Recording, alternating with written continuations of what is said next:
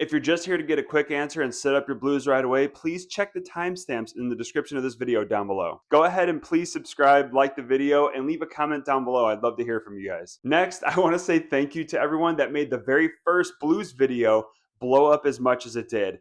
It is one of my least liked videos of mine.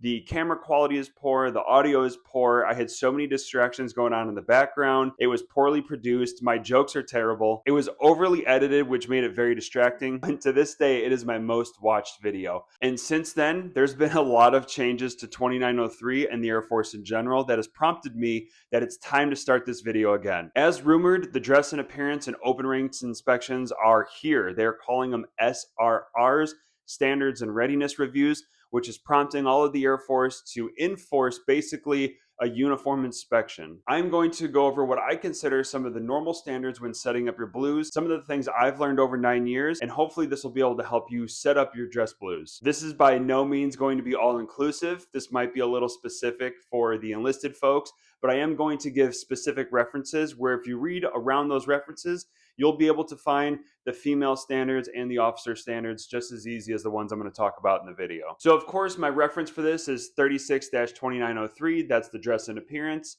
And I am using the February 2025 version. So whenever you're finding this video, just know to always look at the most updated version. Do not Google it. That has burned me a couple times. Google will not always show you the most updated version. Before I get into Blues 2.0, here's some things I'm going to go over. I'm going to talk about the different dress blue classes like Class A, Class B, and semi-formal, foreign decorations, double duty ID badges, and I'm going to sprinkle in some other tips on how you can get in your dress blues much easier because we all know when we put these things on and it's been a while, they could be a little tight. To make this easier for everyone, I'm going to start from the beginning. I am going to get out my dress blue shirt and I'm going to set it up from scratch with you guys and show you everything that I'm doing as I'm speaking to it. And so with that being said, let's get into Blues 2.0. First, I'm going to describe a couple different classes of blues. I think sometimes these definitions get lost, especially if you haven't heard or used them in a while.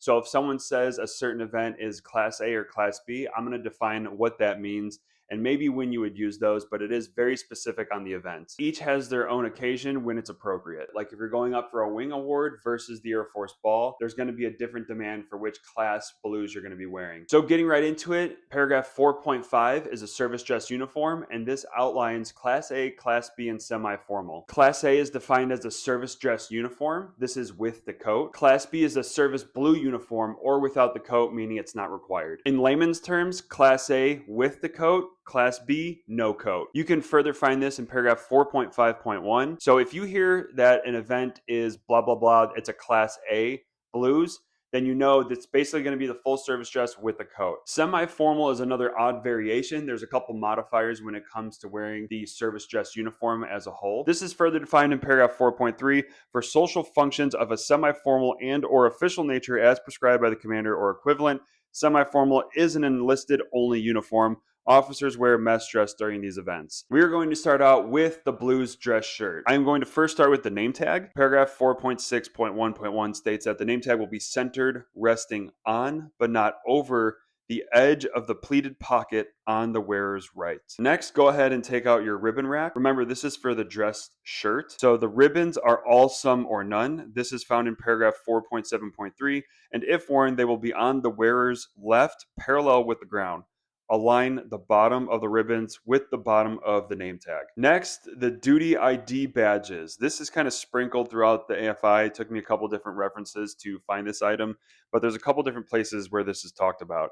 So I'm looking at paragraph 12.2.4 and 12.2.5. The duty ID badges are centered on the wearer's left, a ½ inch above the top row of ribbons, with the second badge ½ inch above the first one. The whole mess dress, semi-formal, and dress blues regulations are found in chapter 12.3. It goes over everything. There's a lot of details there. So in this case, read the entirety of the paragraphs mentioned. Be sure to check 12.2 for placement of the badges, if that applies to you. Some tips and tricks that I learned. Use the backing of the badges. You know, these pin protectors that they have here, whatever these things are called. I actually take these, line these up with the top of the ribbons. That is basically where the bottom part of the first duty ID badge is. And then if you have a second ID badge like I do, the next one, as the AFI states, I'm basically going to take this backing again, place it right above the top of that first badge, and basically the bottom of the second badge is going to rest on top of this. And then I'm taking the slack of the shirt and pressing it through instead of pushing it through. Okay, and that is setting up your dress blue shirt. I hope I was able to describe that stuff as straightforward and neatly as possible. Next, we're going to talk about the service coat. The service coat is talked about in chapter 4. Starting out with the ribbons, paragraph 4.5.2.3 states that all or some ribbons and devices will be worn on the service dress coat. Wear ribbons centered, resting on, but not over, the edge of the pleated pocket on the wearer's left. Notice for the service coat, it said all or some and not all, some, or none. Next, moving on to the name tag, paragraph 4.5.2.2 states that the name tag will be centered on the wearer's right between the sleeve seam and top of the lapel. The bottom of the name tag will be parallel with bottom of the ribbons. Next is the duty ID badges. Same reference I mentioned earlier. I'm looking at paragraph 12.2.4 and 12.2.5. So centered on the wearer's left, ½ inch above the top row of ribbons, with the second badge ½ inch above the first one. But the whole mess dress, semi-formal, and dress blues regulations are found in chapter 12.3. It goes over everything. I would just read around there. 12.3 and 12.2 for the placement of the badges. These are notoriously difficult for the service coat because there's little seams and stuff on the back. So this is where it gets really complicated and kind of annoying when you are setting up your blues. So next, of course, the service dress has the US insignias. These will probably be, if it's not the ribbons or the duty badges, it will definitely be the US insignias on the collars that are the most difficult and annoying to set up. So this is the last thing that I set up with my service coat is the US insignia. Enlisted and officers are different. The enlisted folks have the circle around the US insignia. Officers do not. So the officers just have the US letters, no circle. If there's ever anything I have to keep changing or moving around, it is these freaking things. This will be the bane of my existence, if you will. When you put on your coat, they're always going to look off. They're never going to look even. You almost have to put them on kind of crooked for them to lay even while you're wearing the service coat. Paragraph 4.5.2.1, this says that the insignia is placed halfway up the seam, resting on but not over it. The US letters are parallel to the ground. So regardless of officer or enlisted, these are going to be set up the same. These are going to look even and parallel as you're doing them. And I would put on your jacket the way that you are going to wear your blues. That is another big key here, is that when people are looking down, or if they have them set up like this, here's how I like to do it too. So I've done it both ways, whether they're laying down or sitting up. But if you can have it sit up, I think this helps you maybe put it on a little bit better. So that way you're not fighting the material too much. But when you go and put on your service coat, you want to make sure that you're wearing the service coat the way that you're going to wear the service coat out to whatever the event is. And what I mean by that is you have your undershirt on, you have your blue shirt on, and that you are wearing the service coat and seeing if everything is aligned. The last thing I'm going to talk about with the service coat is foreign decorations. So I actually just recently got this one. This is for the Norwegian Foot March, which is a really awesome event. If you ever have a chance to do it, highly recommend it. For foreign decorations, these are outlined under ribbons in paragraph 4.5.2.3. This leaves a lot to interpretation. I'll just say that. Wear of foreign badges and decorations / medals on the service dress uniform is authorized. However, members must request and or receive permission to wear foreign decorations they accept. Wear for and the decoration itself is to be worn as received and in accordance with their guidance. So there's a couple different documents that I went around trying to find where this goes, how to wear it, and it really just kind of depends on what it is. I didn't find any specific things for my particular badge. So there's some tricky verbiage there. Let me explain what I did to get mine approved and how and why I wear it the way that I do. So you should have received some type of certificate for graduating whatever the class is or the certification for whatever it is that you did. Give that to your CSS, and I called the awards and deck people at the MPF as well. Eventually it was on my awards and decks in the virtual, and it was just simply listed in plain text, and it just said other achievement or something like that, or like other foreign achievement. And I would say, especially now that we're doing the SSRs, your leadership knows that you have this item, you intend to wear it, and then find an agreeable spot for this to go. We settled above the name tag. I've seen others wear it below or on the other side, but of course it depends on what other medals they were wearing. There doesn't seem to be a wrong answer. Next, I'm going to talk about other clothings and accessories. So there's a couple different things I want to touch on here. The first one is the difference between trousers and slacks. I did not know this. I just kind of use those interchangeably, or I just say my blues pants. Trousers and slacks are referenced in paragraph 4.8, as well as the skirt. Trousers pertain specifically to males and slacks refer to females. I did not know this. Next, I'm going to talk about the belt shoes, and socks. These details for all of these accessories are outlined somewhere around 4.7.5 and 4.7.6. Talks a little bit more about those items there. So your tie and your belt and then your shirt, all of these things line up to create a gig line. The new 2903, they did define what a gig line is. I wish they just showed a picture like most things they have in there, but we're going to get into the tie. So the tie is worn with the service dress and or service blue uniform. Details for the tie is in 4.6.1.2, and for the tie tab, the details are found in 4.6.2.4. If you're wearing the short sleeve dress blue shirt, you don't have to wear a tie unless you're going to wear the service dress uniform, so the coat 2 or class A, then you must wear a tie even if you're wearing a short sleeve shirt. So basically, if you're going to wear the service coat, what doesn't matter the shirt you're going to wear, you're going to have a tie. So remember that gig line I talked about earlier? For the tie, the tip of the tie must cover a portion of the belt buckle, but cannot extend below the bottom of the belt buckle. Also, a tie clasp or tag can be worn with the tie. If worn, it must be the wing and star design, the Air Force symbol, or rank insignia. This is found middle to the end of the paragraph in 4.6.1.2.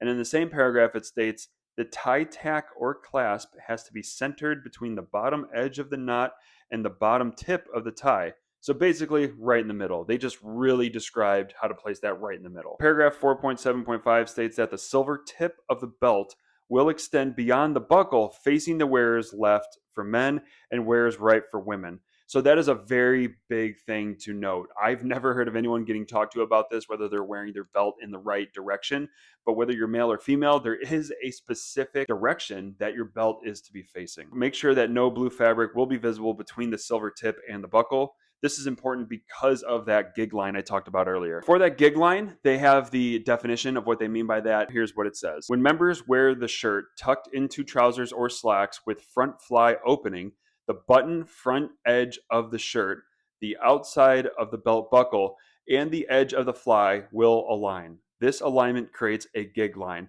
And then they further add in the AFI that the clarification is that the gig line will be straight and neat. Basically, every time you go to the bathroom, sit down, stand up, shuffle around, you're going to want to make sure that your gig line is straight and neat. Next, I'm going to talk about some accessories. So I don't know how popular these are anymore. This was a thing when I was going through basic. These are durable pieces of like waxy plastic material. You can see I have a couple holes in there still. Maybe not. My ring light's kind of getting in the way. There you go. These were used as backings for the dress blue shirt. This kind of gave it a little bit more sturdiness for the ribbon rack and your name tag and your duty identifier badges. The next thing we're going to talk about are these things here. So there's two different types. This is what I'll call the single strap ones. There's also a Y strap. So I just remember my MTI in basic training calling them horse straps. I'm not sure where that came from, but it looks like a Y. I'll just call it a Y strap. So these are pretty cool. It looks the same on both sides. So you can see here, it's just this little clasp. Hopefully I can get that right.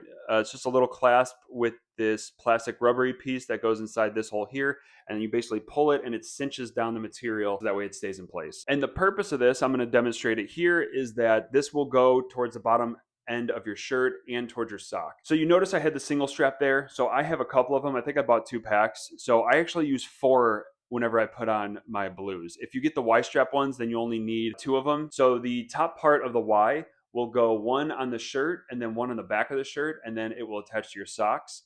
And it basically, the purpose of these is it keeps it nice and taut. Both of these styles will do this. I guess it's just kind of personal preference at that point. But that is how you use the Y strap ones. I prefer the single strap ones. So I have 4 of those. So I do a single strap at the front part of my shirt and then on the bottom part of my sock and then the back of my shirt and then the back of my sock. But these are really nice. I will say you want to make sure that you cinch these down pretty good. Don't do it so hard that you rip the material for your sock, but these will stay in place. I've only ever had one get loose and kind of snap up, if you know what I'm talking about, but those are super nice. Next is the flight cap. The Class A and the Class B, for semi-formal, no flight cap is worn.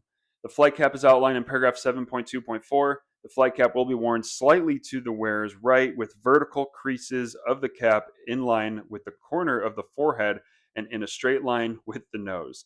Cap extends approximately 1 inch from the eyebrows. Okay, so there's a lot going on there. Remember the BMT trick, or at least what I was taught in BMT? Here's what I remember. You basically, look, you get your flight cap, you put it on your head, and here's what I like to do. You go like this, take these fingers with the bridge of your nose, and you go like this, You line up the flight cap that way with that crease in the front, that little pocket, I'll call it. You line up the flight cap. I like to cinch mine down on the side, and then I'll pull it on the front and the back, straighten it out, and then I'll cinch it down again, and then I'll give it a slight pull on the front and the back again. That is how I wear my blues hat. I've had that stay on even whenever it was kind of windy outside. That's how I like to put on my flight cap, and I've never had a problem. And actually, I think what a lot of people don't know is the proper storage of the flight cap. If you are not going to wear the flight cap, you can store it under your belt, but only on your left side between the first and second loops. Make sure the flight cap isn't visible below the coat and that it isn't folded over the belt. This is in paragraph 7.2.4.1. I'll say this too, is that I've taken my flight cap off and I've talked to officers, high enlisted, and I've just taken that thing and I've stuffed it in my service coat pocket. No one's ever said anything about it. Okay, that is Blues 2.0. So I hope I was able to help some people, shed some light on some other AFI material, and help everyone out. This is something that even if you do a 4 or 6 year, you're gonna have to put your blues on probably a good handful of times, especially with the SRRs now. So I hope you found this helpful. I appreciate the views. Thank you again for making the first one such a success, and I would love to see that